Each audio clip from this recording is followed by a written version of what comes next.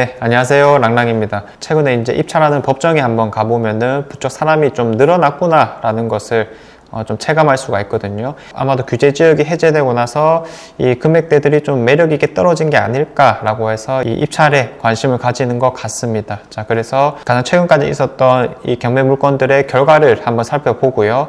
그 다음에 좀 매력적으로 떨어진 물건들은 어떤 게 있는지 역시 한번 살펴보도록 하겠습니다.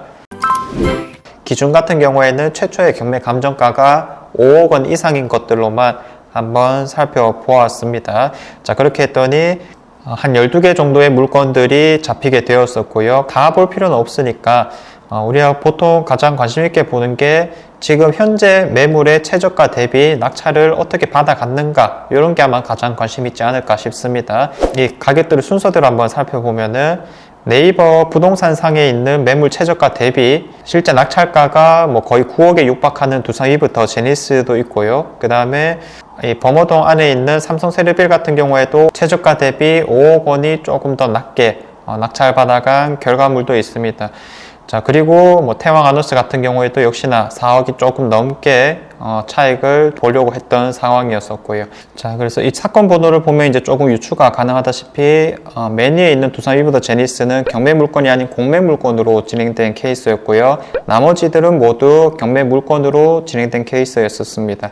자, 그래서 지금 눈에 띄는 게 어떻게 두산 위브더 제니스는 이렇게 싸게 받아갔을까라는 부분인 건데, 25억에 지금 최저가가 있고, 그리고 11월 달에 이 24억 5천이라는 금액에 실제로 거래가 좀 되었거든요.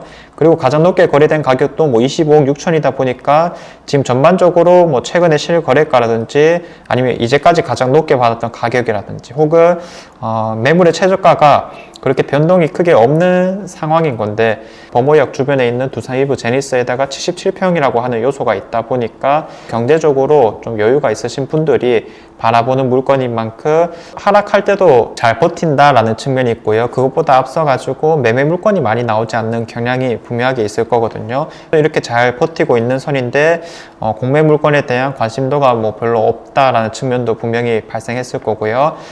워낙 매력적으로 가격이 떨어진 상태에서 낙찰을 받아갔습니다. 자, 그래서 거의 9억에 육박할 정도로 이렇게 최저가를 형성했거든요. 실제 받아간 거를 한번 살펴보게 되면 총 8명이 들어왔는데 이 보증금은 총 6명이 납부한 것으로 보여집니다. 그때 당시에 최저가가 14억 3,400이었었는데 한 14억 4천부터 쓰신 분도 있고요. 크게 차이 나지 않는 선에서 1등 금액이 낙찰받아 간 것으로 보여집니다. 자, 그래서 16억이라고 하는 금액은 사실상 두산 위브더 제니스가 가장 작은 평수가 한 49평 정도가 되고 있는 상황인데, 그거의 최저가보다도 오히려 좀 낮은 금액이다 보니까 이 평수 대비 엄청나게 좀 잘 받아갔다라고 볼 수가 있겠고, 안전마진 뿐만 아니라 실제 차익 부분도 꽤나 가져간 상황이기 때문에 이런 이제 연말이라든지 혹은 공매로 나왔던 케이스들을 잘 노렸다라고 해석을 해볼 수가 있겠습니다. 자, 그리고 이제 범어 삼성 세르빌 같은 경우에도 꽤 높은 가격 차이로 낙찰을 받아갔고요. 최근에 실거래가가 좀 없기 때문에 지금 당장에 나와 있는 매매 최저가도 우리가 크게 신빙성이 높다라고 이야기할 수는 없을 겁니다. 그렇다 하더라도 최고의 입지 안에 대형 평수를 원한다라고 했었을 때는 매물이 좀 없는 경향이 있다 보니까 나름 만족할 수 있는 수준이 아닐까라고 해석은 해볼 수 있겠고요. 황금동에 있는 태왕 아노스 대구 박물관 바로 앞에 있죠. 요거 같은 경우에도 일단 대형 평수가 딱 한 분이 입찰하셔가지고 일단은 어느 정도 안전마진을 본 상황입니다. 자, 그래서 실제로 우리가 가장 관심 있는 게 이러한 지금 매물의 최저가 대비 낙찰가를 어떻게 받아갔는가, 그 차이가 얼마인가, 이런 게 가장 관심이 많을 건데, 지금 이제 면적을 중심적으로 한번 살펴보게 되면은 아무래도 큰 평수의 물건들이 좀 이 마진 같은 것들을 크게 가져간 상황이 아닐까. 자, 이를 통해서 유추할 수 있는 사실들이 몇 개가 있죠. 자, 첫 번째는 큰 평수의 물건들이 아무래도 큰 마진을 볼 가능성이 높다. 자, 그런데 이거의 한계성이라고 한번 생각을 해본다면, 큰 평수는 매물이 많이 나오지 않는다. 지금 어쨌든 매물 가격이 떨어지는 과정을 살펴보면 일단 매물이 많아져야지 거기에 이제 상응해서 점점 가격이 떨어지는 구조를 갖추는데, 큰 평수 같은 경우는 아무래도 이동이 뭐 크게 잦진 않고, 특히나 가장 핵심 입지라고 했을 때는 그런 움직임이 더더욱 줄어들게 되다 보니까 사실상 이런 경매나 공매 같은 것들이 주요한 수단이다라고 이야기를 해볼 수가 있을 건데, 지금 마찬가지로 최근에 있었던 결과물들은 그런 것들이 여실히 보여주고 있는 상황입니다. 자, 그래서 결국 이 큰 평수를 노리는 사람들은 특정되어 있다라고 생각이 들거든요. 아무래도 뭐 가족 구성원이 많다든지 아니면 이전에도 계속 큰 평수에 살아왔기 때문에 언제를 한번 기회에 노려볼 수 있을까, 이런 측면에서 접근하시는 분들이 많을 거다라는 생각이 드는데, 그때에는 경매나 공매 같은 것들 좀 이용해도 좋지 않을까라는 생각이 들고요. 결론적으로 큰 마진을 보고 있습니다. 자, 그런데 우리가 뭐 경매라는 거 하다 보면 또 낙찰받고 싶고 뭐 이런 경향이 분명히 있거든요.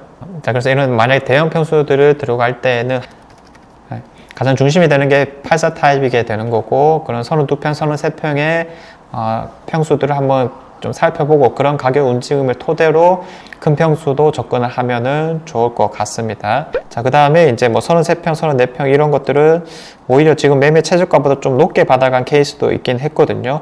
이런 것들은 뭐 뷰나 층수, 동 이런 차이들이 분명하게 있을 수도 있겠지만은 요즘 시기에는 조금 아쉬울 수도 있지 않았을까. 보통 경매를 좀 높게 받아 가시는 분들은 사실 답은 좀 정해져 있는데 받고 싶어 하는 이 열망이 점점 커지다 보니까 아무래도 이렇게 좀 가격을 높게 받아 가시는 경우가 있습니다. 그래서 뭐 미납을 좀 종종 하는 케이스들을 보고 있는데, 경매나 공매를 좀 하시는 분들도 항상 이런 점들을 유의해서 내가 소신껏 얼마로 좀 받아 가야 되는가, 이런 것들을 잘 잡아보시면 좋을 것 같습니다.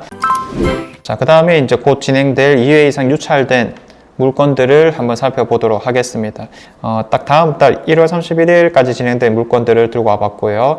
자, 우리가 그래도 이제 좀 입지가 좋은 것들을 선호하지 않습니까? 교통이나 학군적인 요소들이 결국 반영된 게 가격이다 보니까 최초의 경매 감정가가 5억 이상인 것들을 중심으로 한번 들고 와봤습니다. 자, 그래서 들고 왔을 때 한 6개 정도의 물건들이 있었고요. 2회 이상 유찰되었다는 것은 아무래도 이런 감정가들이 좀 높게 지금 형성이 되었다, 지금 나오고 있는 네이버 매물 최저가에 비해서, 이렇게 한번 해석을 해볼 수가 있겠습니다. 자, 그래서 이것도 이제 지금 현재 매물 최저가에서 경매 최저가를 뺐을 때 요 마진이라고 할 수 있는 부분들이 큰 거 순서대로 한번 살펴볼 거거든요. 자, 월베 힐스테이트 46평짜리가 네이버 매물 최저가는 5억 7천부터 나와 있는데 3억 2천의 경매 최저가가 형성되어 있습니다.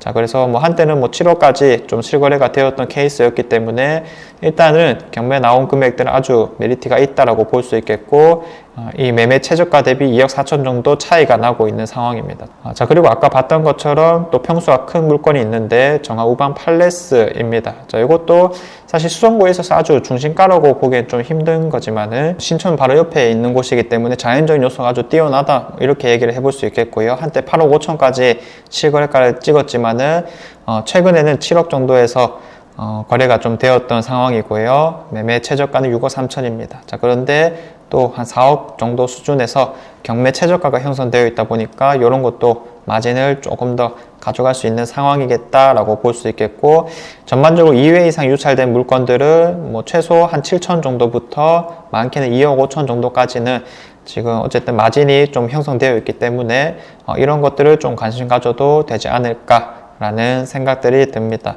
자, 그래서 평수가 대부분 뭐 반은 84 타입이고 반은 또 높은 평수이다 보니까 본인 상황에 맞게 체크를 하시면 되겠고, 네이버 부동산 상에 나와 있는 매물 최저가와 지금 경매상에 나와 있는 이 동과 층수를 같이 비교해 봄으로써 좀 더 약하다 싶으면은 보수적으로 가격을 책정하시면 되겠고요. 자, 그 다음에 뭐 동이나 층수가 경매 물건이 좋다라고 하면은 조금 더 가격을 잡아도 되지 않을까라는 생각들이 듭니다. 자, 그래서 지금부터 뭐 간단하게 권리 분석을 한번 해보자면,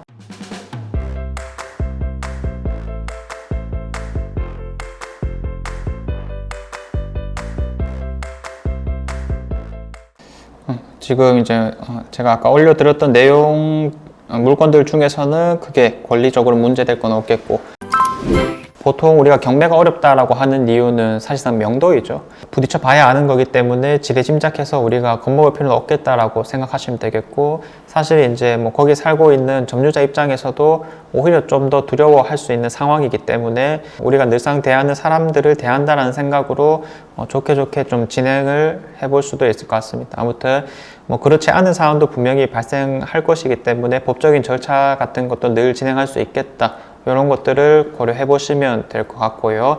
최근에 이제 교육생분들 중에서도 뭐 가격이 낮은 물건들 위주로 접근하시는 분들도 꽤 있으신 상태이신데, 이 저가 물건들에 대해서는 여전히 관심도가 꽤 높은 상황입니다. 왜 그러냐면 그런 것들이 뭐 2회씩 유찰이 안 되었다 하더라도 기존에 많이 오르지 않았던 만큼 꾸준한 수요가 지금 발생하고 있거든요. 그래서 거래량도 꾸준한 상황이고, 어쨌든 지금 매물 최저가보다만 싸게 살 수 있으면은 1회 유찰된 상태에서도 많이 입찰을 하고 있는 상황입니다. 자, 그래서 결론적으로 사람들이 이제 충분히 가격적인 메리트를 느낀다라면 많이 입찰을 하고 있다라는 건데, 점점 더 입찰하는 숫자들이 좀 체감적으로 늘어나고 있는 상황입니다. 자, 그래서 대구 물건들 같은 경우에는 뭐 당분간에 또 우리가 오르느냐의 관점에서는 그런 건 조금 약하지 않을까라고 짐작이 되는 만큼 현재 가치보다 얼마나 싸게 살 수 있는가에 집중을 하시는 게 좋을 것 같고요.